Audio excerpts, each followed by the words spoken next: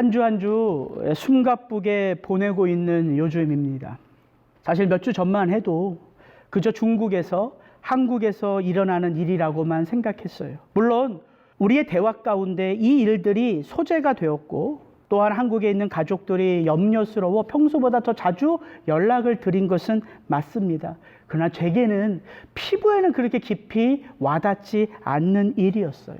그러던 일이 어느덧 우리네 일상 속에 깊숙이 들어와 있는 이때를 우리는 살아가고 있습니다.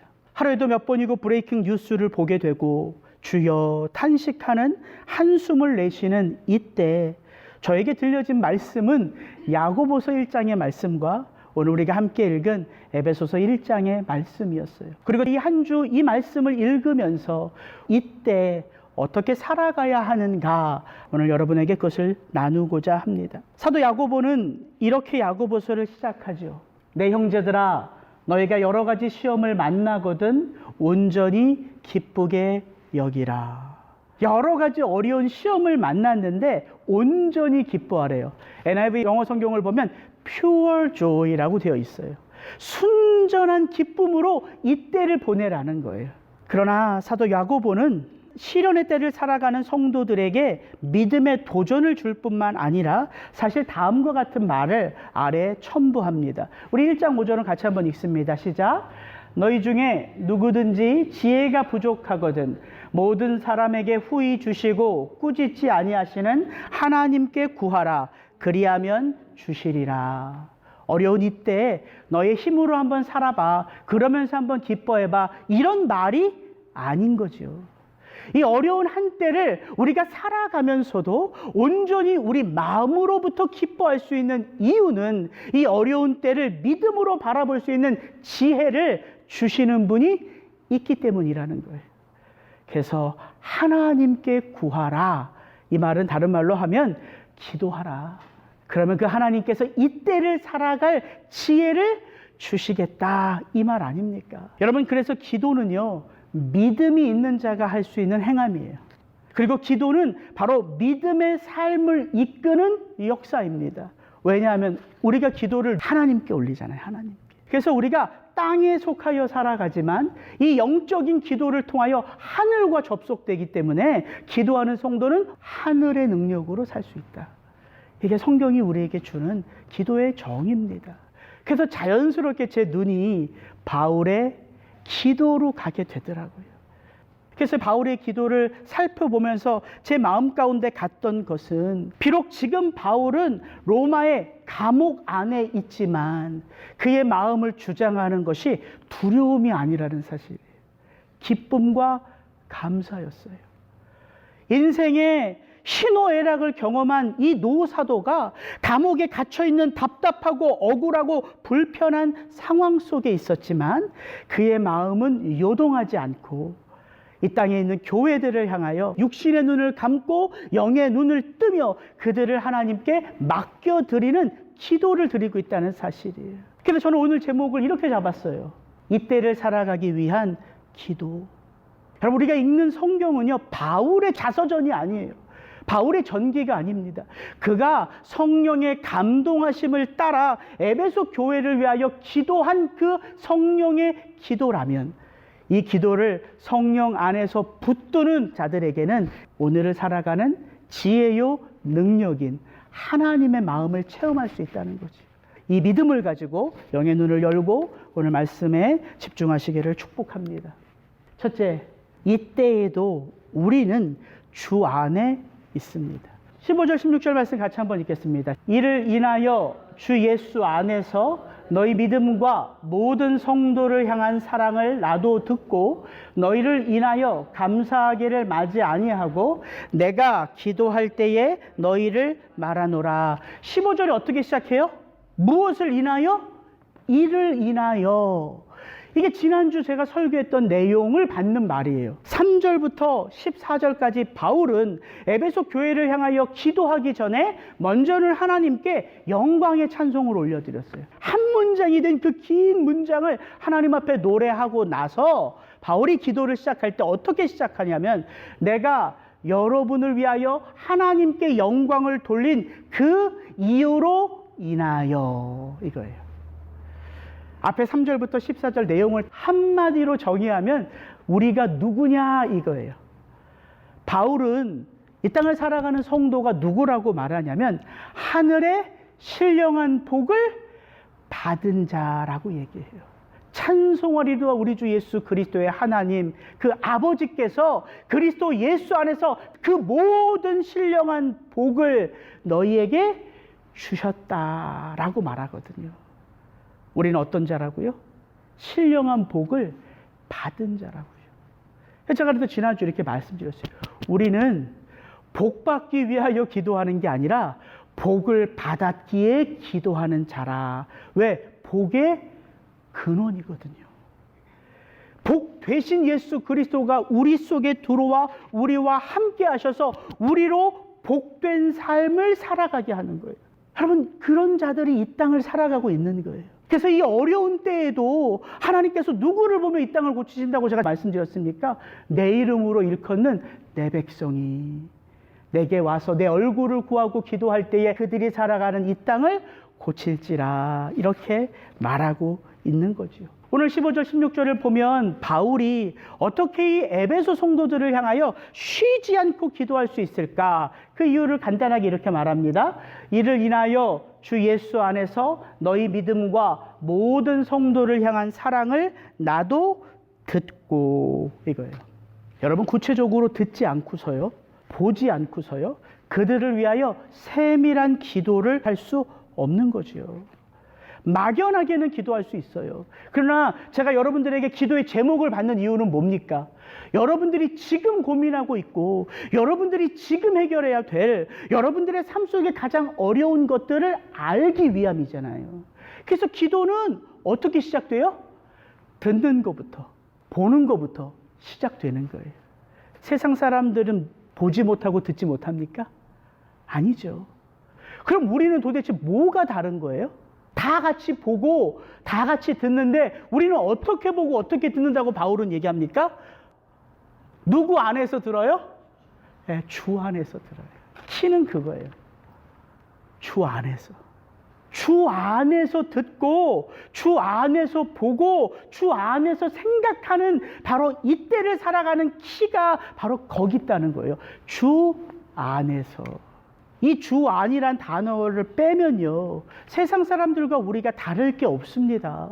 똑같이 경험으로 살고 똑같이 힘으로 살고 똑같이 백으로 살고 똑같아요. 다른 건 오직 하나예요. 주 예수 안에서 보고 듣고 생각하고 따라갈 수 있다는 거예요. 왜 그게 가능해요? 그게 3절부터 14절의 내용이었단 말이죠. 우리가 그 신령한 복을 받았기에 삼위일체 되신 하나님이 우리를 예정하시고 택하시고 부르시고 이 땅에 예수님이 육신의 몸을 입고 오셔서 죽어 있었던 우리를 영적으로 살리시고 성령께서 우리 속에 함께함으로 우리가 하나님의 아들 딸인 것을 인치시고 보증하셨기에 우리가 주 예수 안에 있는 거라고요. 저는 저와 여러분이 그것을 믿게 되기를 주의 이름으로 축복합니다. 묻습니다. 두려움을 이길 수 있는 비결이 뭘까요? 그 어떤 일들 가운데에도 요동하지 않을 수 있는 비결이 뭘까요? 주어진 삶의 자리에서 자족할 수 있는 비결은 뭘까요? 그게 바로 주 예수 안이란 말입니다. 그래서 바울은 말하지요. 내게 능력 주시는 자 안에서 내가 모든 것을 할 수 있다고. 오직 모든 일에 기도와 간구로 너희 구할 것을 감사함으로 하나님께 아뢰라. 그리하면 모든 지각에 뛰어난 하나님의 평강이 너희 마음과 생각을 지키시리라. 맞습니까?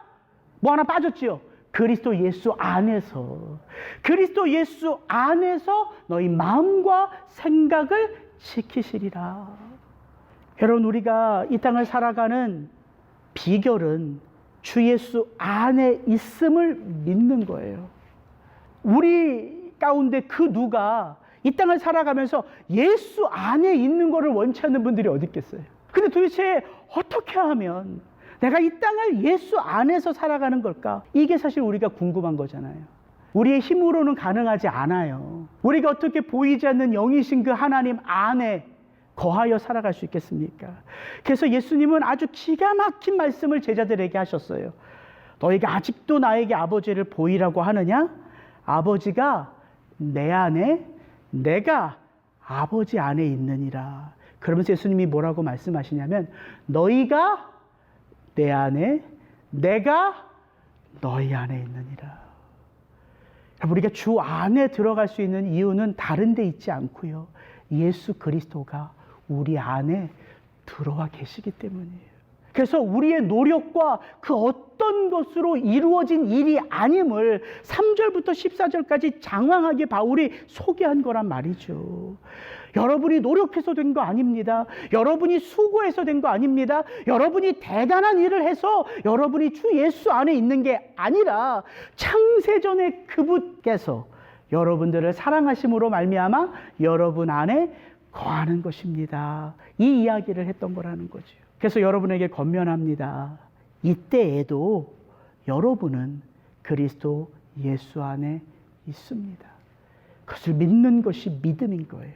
그래서 우리가 잠시 요동할 수는 있어도, 이 세상에 주는 두려움 가운데 우리가 잠시 요동할 수는 있어도 우리 안에는 뭐가 있냐면 땅으로 깊이 뿌리 내린 닷이 있는 거예요. 닷. 히브리서에 그렇게 말하거든요. 우리에게는 영혼의 닷이 있어서 요동하지 않는다고 말해요. 여러분, 배가요, 파도가 치면 배가 흔들거리잖아요. 근데 이 배가 흔들거리고 있음에도 불구하고 전복되지 않는 건 뭐가 그 바다 깊이 내려져 있기 때문일까요? 닷이에요. 그 닷이 그 배를 붙들고 있기 때문에 바닷물에 요동하지만 전복되지 않는 거예요. 이게 성도란 말이죠. 우리 속에 계신 예수 그리스도가 우리를 붙들고 계시기에 우리는 예수 안에서 이때를 살아가고 있다는 것입니다. 두 번째, 우리가 무엇을 바울의 기도를 통해서 기억해야 하는가? 이때 성령님이 우리를 도우시고 있다는 거예요. 이것을 아는 게 참 중요합니다. 우리 17절부터 19절 말씀 같이 읽습니다. 시작. 우리 주 예수 그리스도의 하나님 영광의 아버지께서 지혜와 계시의 정신을 너희에게 주사 하나님을 알게 하시고 너희 마음 눈을 밝히사 그의 부르심의 무엇이며 성도 안에서 그 기업의 영광이 무엇이며 그의 힘의 강력으로 역사하심을 따라 믿는 우리에게 베푸신 능력의 지극히 크심이 어떤 것을 너희로 알게 하시기를 구하노라. 바울의 기도가 이렇게 읽다 보면요, 미사 여구가 너무 많아서 굉장히 복잡하게 보이지만 사실 본질은 하나예요. 본질은 하나. 오늘 이 15절부터 23절까지 바울의 기도의 핵심은 하나예요. 하나. 너희가 누구를 알아야 된다? 하나님을 알아야 된다. 하나님을 알게 하시기를 구하노라. 이게 바울의 기도의 전체입니다. 하나님을 알아야 돼요. 그게 신앙이잖아요. 우리가 하나님 모르면서 믿음 생활한다고 말할 수 없잖아요. 우리가 예배하는 예배의 중심이 하나님이시잖아요. 우리가 이 땅을 살아가는 중심의 이유가 하나님이시잖아요. 그럼 하나님을 아는 게 신앙이잖아요. 근데 그 하나님을 우리가 우리 마음대로 알 수 있냐는 거예요. 이거 안 되거든요. 여러분, 내 몸이고 내 삶이에요. 근데 우리의 인생이 내 마음대로 됩니까? 여러분의 인생이 여러분의 마음대로 돼서 여기까지 왔어요? 그거 아니죠. 그래서 우리가 인생을 살아가면서 겸손해지는 거잖아요. 왜? 내가 아무리 계획을 세워도, 내가 아무리 이런 삶을 준비해도 그게 내 계획대로만 되지 않거든요. 유학 와서 제가 이 자리에서 워싱턴 시애틀에서 목회한다고 생각은 꿈에도 못했어요. 근데 인생은 제 계획대로 되는 게 아니더라고요. 흘러 하나님의 인도하심을 따라 여기까지 와서 이렇게 여러분들과 함께 더불어 믿음의 길을 걷고 있는 거예요. 하나님 알고 싶다고 해서 우리가 하나님을 알 수 있는 게 아니죠. 하나님을 알게 하시는 분이 있다는 거예요. 그게 뭐냐면 하나님께서 지혜와 계시의 영을 주사 너희의 마음의 눈을 밝히고 하나님을 알게 하시기를 구하노라. 개역 한글에서는 지혜와 계시의 정신, 개역 개정에서는 지혜와 계시의 영. 지혜와 계시의 영이 뭘까요? 도대체 지혜와 계시의 영이 누굽니까? 우리가 이 땅에서 하늘에 속한 성도로 살아갈 수 있도록 도우시는 분이 누구예요? 우리가 읽고 묵상하고 공부하는 이 생명의 말씀을 기록하시고 조명하시고 깨닫게 하시는 분이 누구입니까? 성령이에요, 성령. 지혜와 계시의 영은 성령이에요. 성령께서 우리로 이 땅에 살아가지만 이 세상에 속한 자가 아니라 우리가 그리스도 예수께 속한 자임을 끊임없이 깨닫게 하신다고요. 그분이 우리 속에 거하시기 때문에. 이게 답이 성령이에요. 이제 내가 아버지께로 가노라 제자들에게 얘기할 때 제자들의 마음이 두려움에 떨었잖아요. 그래서 예수님은 읽어드릴게요. 그 대목만. 내가 이 말을 함으로 너희 마음에 근심이 가득하였도다. 그러하나 내가 너희에게 실상을 말하노니 내가 떠나가는 것이 너희에게 유익이라. 내가 떠나가지 아니하면 보혜사가 너희에게로 오지 아니할 것이요 그러나 가면 내가 그를 너희에게로 보내리니 그가 와서 무엇을 하신다고요? 죄에 대하여 의에 대하여 심판에 대하여 세상을 책망하시리라. 여러분, 우리가 그리스도 예수 안에서 이 땅을 살아가는 데 있어서 알아야 할 게 뭐냐면 바로 이 세 가지예요. 무엇이 죄일까? 이거 알면서 살아가는 게 신앙인이잖아요. 어떻게 살아가는 것이 하나님의 의를 드러내는 것일까? 이것을 살아가는 것이 신앙인이잖아요. 마지막 끝에는 모든 사람들이 어떻게 살든 다 구원받는 게 아니라 마지막 끝에는 뭐가 있다? 하나님 앞에 다 서서 받아야 할 심판이 있다. 이것을 알면서 살아가는 게 성도로 이 땅을 살아가는 거예요. 그것을 누가 알게 하신다고요? 성령 하나님이 우리 속에서 그것을 알게 하신다고요. 그 다음 말씀은 같이 한번 읽습니다. 시작. 그러하나 진리의 성령이 오시면 그가 너희를 모든 진리 가운데로 인도하시리니 그가 자의로 말하지 않고 오직 듣는 것을 말하시며 장래일을 너희에게 알리시리라. 그가 내 영광을 나타내리니 내 것을 가지고 너희에게 알리겠음이니라. 성령께서 우리 속에 거하시고 특별히 어려운 이때를 살아가면서 이 성령 하나님을 의지할 수 있는 이유는 그가 이 고난의 때에 어려움의 때에도 우리를 어디로 인도하신다고요? 진리 가운데로 인도하신다고요. 근데 성령 하나님이 아무것도 없는 우리에게 무조건 진리 가운데로 인도하시는 게 아니라 오늘 말씀에 보면 예수님이 아주 중요한 말씀을 해요. 그가 무엇으로 말하지 않고 자의로 말하지 않고 오직 듣는 것을 말하시며 장래일을 너희에게 알리시는데 무엇을 가지고? 내 것을 가지고 너희에게 알리겠다 말씀하세요. 그래서 성령님과 더불어 동행하는 우리가 어떻게 하면 친밀하게 성령님과 동행할 수 있냐면 기록된 말씀이 우리 속에 채워질 때 우리가 성령 안에서 그 성령님과 친밀한 교제를 할 수 있는 거예요. 성령님이 들은 것을, 기록한 것을, 채워진 것을 통해서 우리의 삶 속에 역사하기 때문에 그게 레마의 말씀이라는 거예요. 이 성경에 기록된 모든 말씀이 진리임에도 불구하고 우리가 모든 말씀이 우리 속에 와닿고 모든 말씀이 우리 속에 능력이 되진 않아요. 그 가운데 특별히 나를 살리는 말씀이 있다니까요. 왜 그래요? 그게 내 속에 나를 붙들고 있는 말씀이기 때문에 그래요. 적용된 말씀, 나로 하여금 삶의 능력이 되는 말씀, 이게 레마거든요. 그래서 우리가 부단히 하나님의 말씀 앞에 가까이 하는 이유는 그 말씀이 내 속에 채워짐으로 성령과의 인격적인 교제도 풍성해지기 때문이에요. 여러분, 올 한 해 여러분의 마음밭에 목사의 설교를 채우시는 게 아니라 하나님의 말씀을 채우시는 은혜가 있기를 축복합니다. 그렇게 성령님이 우리 속에 오셔서 우리의 마음의 눈을 밝히시면 도대체 우리에게 어떤 일이 일어나는가? 바울은 세 가지로 이렇게 말하는 거예요. 그의 부르심의 소망이 무엇인지를 알게 된대요. 성도 안에서 그 기업의 영광의 풍성함을 보게 된대요. 그의 힘의 강력으로 역사하심을 따라 믿는 우리에게 베푸신 능력의 지극히 크심을 알게 된대요. 사실 저거 하나하나가 다 한 주 한 주의 설교의 주제라서 제가 저것을 자세하게 말할 수는 없지만 여러분 딱 보면 알 수 있죠. 하나님이 우리를 부르신 목적이 있다는 거예요. 그게 부르심의 소망이에요. 부르심의 목적은 부름을 받은 내게 있는 것입니까? 불러주신 하나님께 있는 것입니까? 하나님께 있는 거잖아요. 그래서 신앙의 삶은 하나님 안에 있는 나를 발견하는 삶인 거예요. 그래서 우리가 하나님의 말씀을 보는 거예요. 그 말씀 안에 그분의 나를 향한 뜻이 있고 계획이 있기 때문에. 그래서 여러분 이 부르심의 소망은요, 산 소망이라고 사도 베드로는 얘기해요. 멈춰져 있는 소망이 아니라요, 이것은 자라가는 소망이에요. 그리스도 예수 안에서 그의 보혈의 피로 씻기워지고 거듭나 새로워진 소망이라 우리가 그분 안에서 자라가는 거예요. 그분의 영광의 분량에 이르기까지. 그래서 두 번째가 이어지는 것입니다. 그 기업의 영광의 풍성이 어디에 있다는 거예요? 성도 안에 있다는 거예요. 이게 이런 말이에요.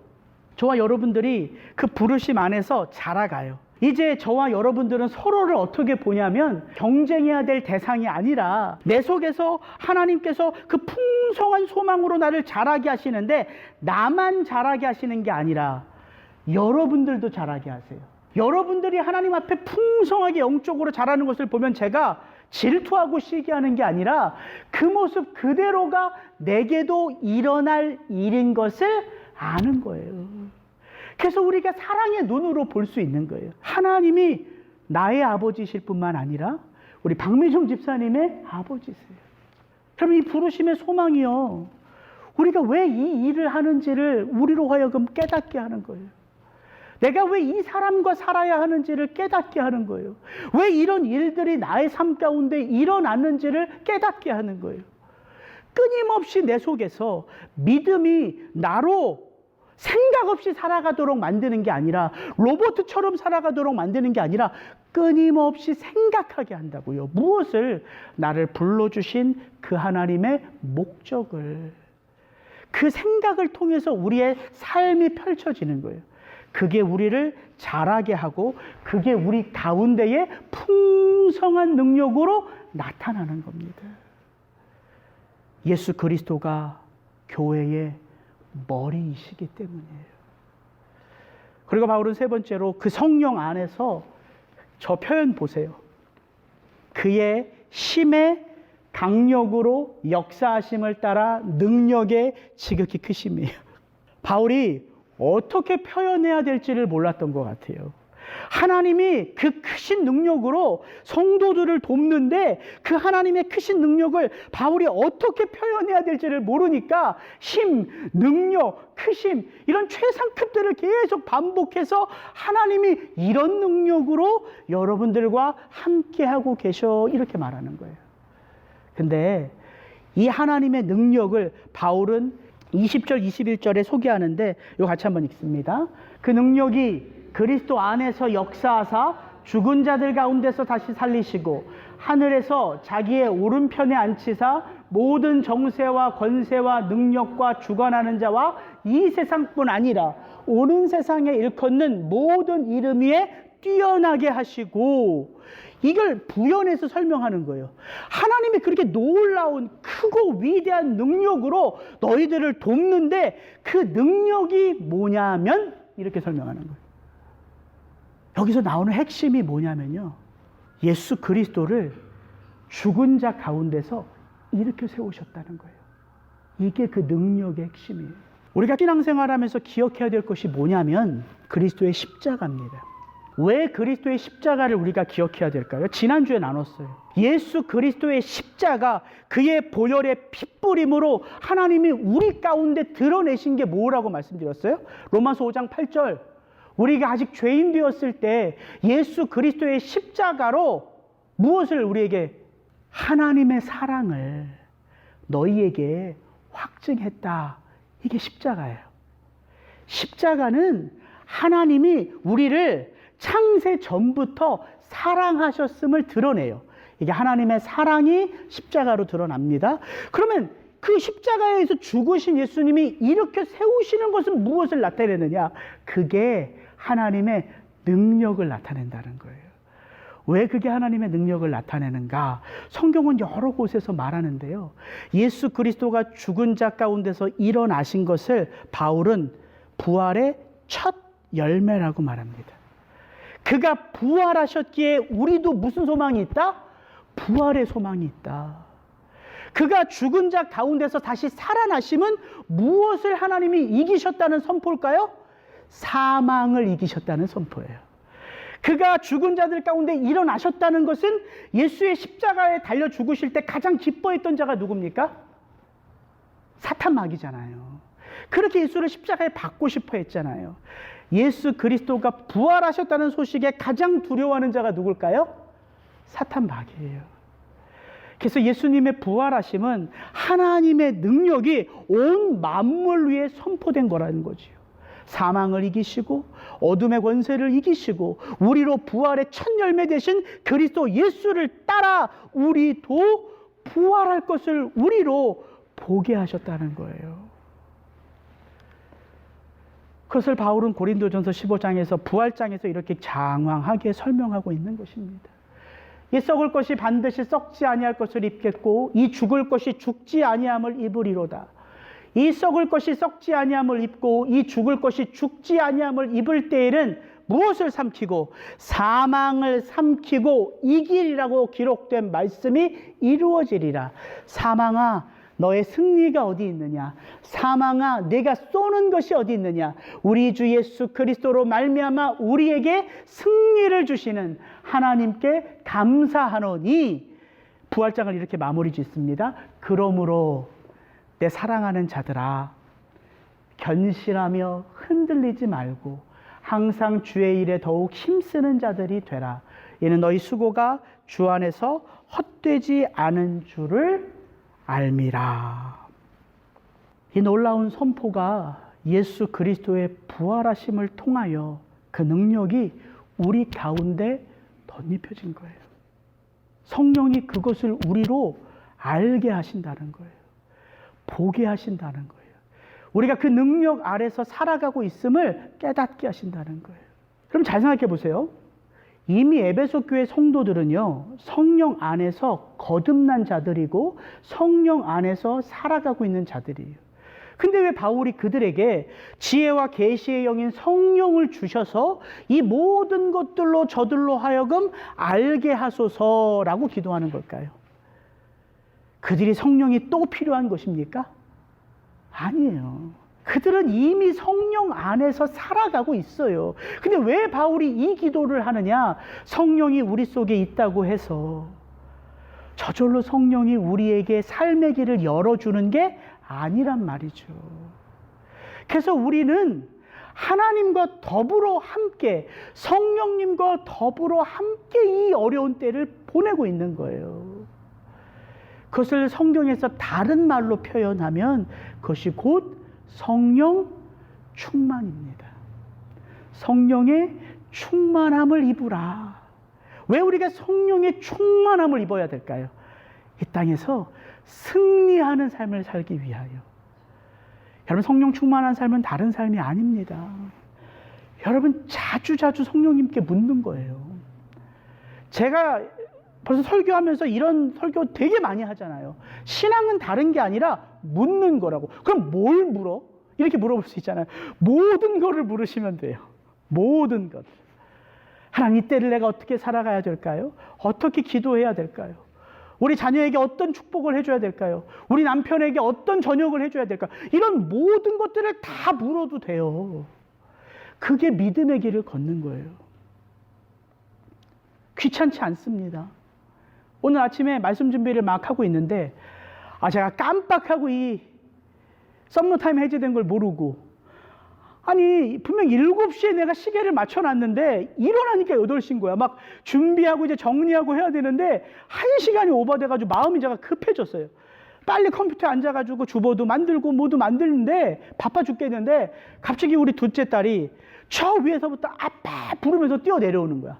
확 손을 막 치면서 아빠, 그랬더니 도대체 뭘 하나, 바빠 죽겠는데, 아빠 로션 발라야 돼, 얼굴이 터. 그러면서 제 얼굴에 로션을 묻힌 손으로 막 마사지를 해주는 거예요. 제가 화가 났을까요? 아니요. 기분이 좋더라고요. 바쁜데 그렇게 제 얼굴을 마사지하는 딸의 손길이 너무 기분이 좋은 거예요. 그러면 저는 문득 이런 생각이 들었어요. 하나님이 어떤 일로 막 바빠하실 때 내가 정말 아무것도 아닌 사소한 것으로 그 하나님께 가지고 자꾸 나가서 하나님 오늘 저녁 뭐 먹을까요? 하나님 김치찌개를 해 먹을까요? 짜장면을 해 먹을까요? 이런 게 하나님에게도 귀찮은 것이 아니라 이 녀석이 모든 것을 내 안에서 하려고 하는구나, 이런 마음일 거라는 거죠. 여러분, 신앙은 다른 게 아닙니다. 여러분의 삶 속에 지금 성령님이 돕고 계신다는 것을 기억하시고 삶의 모든 것을 그분에게로 토스하는 거예요. 이게 신앙이에요, 신앙. 묻는 거. 묻고 하지 말라는 게 아니라 묻고 행하는 거예요. 행하면서 확인하는 거예요. 이게 신앙의 길입니다. 바울은 우리로 그런 삶으로 이때를 지나가라고 이야기하는 거예요. 마지막으로 셋째, 칠흑같이 어두운 이때 더욱 빛나는 교회의 영광이 있음을 기억하셔야 돼요. 저는 22절, 23절을 읽으면서 한 주 묵상하면서 마음이 너무 좋았어요. 같이 한번 읽습니다. 시작. 또 만물을 그 발 아래 복종하게 하시고 그를 만물 위에 교회의 머리로 주셨느니라. 교회는 그의 몸이니 만물 안에서 만물을 충만케 하시는 자의 충만이니라. 이미 하나님은 예수 그리스도를 하나님 보좌 우편에 앉으셨어요. 보좌 우편이라는 말은 능력이라는 말이거든요. 하나님의 오른손, 이게 능력이란 말이에요. 이미 그분은 하나님 보좌 우편에 앉으셨고요. 이제 모든 만물은 그분에게 복종해요. 분명히 바울은 말하거든요. 지금 이때에도 오는 세대에도 그분이 만물의 주인이시단 말이에요. 그리고 마지막에 기도를 어떻게 마무리하냐면 그 만물을 그 발 아래 두신 예수님이 뭐의 머리다, 이렇게 말하는 거예요. 교회의 머리라고 말하는 거예요. 교회의 머리. 그리고 말합니다. 우리가 그의 몸이라고 말해요. 우리가 어려운 때를 살아가면요, 우리가 힘든 때를 만나면요, 우리의 시선은 자꾸 어디를 향할까요? 나 자신을 향하기가 쉬워요. 내가 어떻게 살지? 이게 두려움이 주는 힘이거든요. 왜 사탄이 두려움을 우리에게 주냐면 두려움이 하나님을 향한 시선을 자꾸 우리에게로 향하게 해요. 엘리야가 그랬잖아요. 엘리야가 그가 영적 침체를 걸을 때. 그래서 우리가 나를 보고 너를 보면, 여러분들을 보면 연약한 모습이 드러나거든요. 그게 자꾸 교회가 이 모양일까? 이게 교회의 전부일까? 이렇게 생각하기가 쉽다고요. 네, 교회는 그 모양 그 꼴이에요, 사실. 왜? 우리가 거듭났지만 여전히 죄악 가운데 있고요. 거듭났지만 여전히 부족한 가운데 있어요. 그러니까 우리들 서로를 바라보면서 교회를 정의하면 교회는 그 모양 그 꼴이 맞습니다. 그래서 우리가 뭘 기억해야 돼요? 교회의 머리가 누구신지를 봐야 되는 거예요. 그걸 기억하고 그렇게 살아가는 것이 믿음입니다. 교회의 머리가 예수 그리스도예요. 그래서 우리가 부족하고 우리가 연약하고 칠흑같이 세상은 어둡지만 세상이 어두우면 어두울수록 뭐가 더 밝게 빛나요? 교회의 영광이라고요. 그래서 여러분, 우리가 성경을 보면 사사기의 그 혼탁한 시대를 보면서 하나님의 백성들임에도 불구하고 저마다 다 자기 소견대로 살아가는 그 패역한 사사기의 시대, 그리고 사무엘상, 이 왕정시대, 이제 사울을 통해서 이스라엘이 왕정시대로 넘어가잖아요. 이 패역했던 사사시대와 하나님의 나라의 기초를 세우는 왕정시대를 잇는 브릿지가 되는 스토리 하나가 나와요. 그게 바로 룻기예요. 룻기. 이방 여인 룻의 이야기. 근데 이 룻기가요, 이 칠흑같이 어두웠던 사사시대를요, 보석같이 밝혀줘요. 이 룻이라는 여인이. 그리고 사무엘상에 등장하는 이 한나라는 여인이 그렇게 칠흑 같은 어두움의 때에 보석같이 이 세상을 밝혀준다고요. 그 한 영혼들이. 이게 교회의 영광이에요. 몸과 머리는 분리될 수 없습니다. 이게 생명의 유기체거든요. 분리되면 끝인 거잖아요. 죽음이잖아요. 근데 머리 대신 예수님이 영원하신 분이에요. 모든 만물의 주인이세요. 그럼 몸은 어떻게 살아요? 그 만물의 주인 되신 머리를 의탁하면서 살아가는 거예요. 이게 교회라고요. 이게 교회의 영광이라고요. 여러분이 연약하고 여러분이 실패하고 여러분의 삶에 바뀌는 것이 없어도 여러분이 영광스러운 이유는 여러분에게 있는 것이 아니라 여러분이 머리 되신 예수 그리스도께 접붙임 바 되어 있기 때문이에요. 그리고 그 영이신 하나님이 여러분 안에 거하시기 때문이에요. 그래서 여러분들을 뭐라고 불러요? 성도라고 부르는 거예요. Holy people. 왜? 거룩하신 성령님이 거하시는 이 땅을 살아가는 백성들. 그래서 우리가 Holy people, 거룩한 성도예요. 여러분이 거룩하게 살지 않았지만 그렇게 부름을 받는다고요. 그렇게 부름을 받으면 받을수록 우리가 어떤 삶을 살게 될까요? 거룩한 삶을 살게 되는 거예요. 그게 닮아가는 거거든요. 그래서 예수님을 사랑하면 예수님을 닮아가게 되어 있어요. 예수님을 사랑하면 예수님의 말씀을 사모하게 되어 있어요. 예수님의 말씀을 사모하게 되면 예수님이 행하셨던 삶의 모습들이 그대로 우리에게서 나타나게 되어 있는 것입니다. 바울이 그것을 기도하는 거예요. 지혜와 계시의 영을 주셔서 이들로 하나님을 알게 하옵소서. 이제 모든 인생을 마무리하는 노사도가 감옥에 갇혀서 그냥 여생을 마무리하면 되는데 왜 이렇게 온 교회에 편지를 띄울까요? 그 마음 한번 헤아려 보셨어요? 아니 일찍 마무리하면 돼요. 그리고 바울이 실제로 이렇게 말해요. 내가 사는 것보다 죽어서 아버지와 함께하는 게 더 영광스럽고 나는 더 기쁘다. 근데 왜 이렇게 끊임없이 편지를 쓰는 거예요? 그게 예수님의 마음이기 때문이에요. 그게 그의 속에서 계속해서 말씀하시는 성령님의 마음이기 때문이에요. 그래서 전화를 하면 눈물이 나는 거고요. 그 이야기를 듣는데 그 이야기가 나를 아프게 하는 거고 나를 괴롭게 하는 거예요. 그게 우리가 믿음의 길을 걷는 거예요. 저는 저와 여러분들이 매일매일의 삶 속에서 이 좋으신 성령님을 체험하며 이때를 은혜롭게 보내시기를 주의 이름으로 축복합니다. 같이 기도하겠습니다.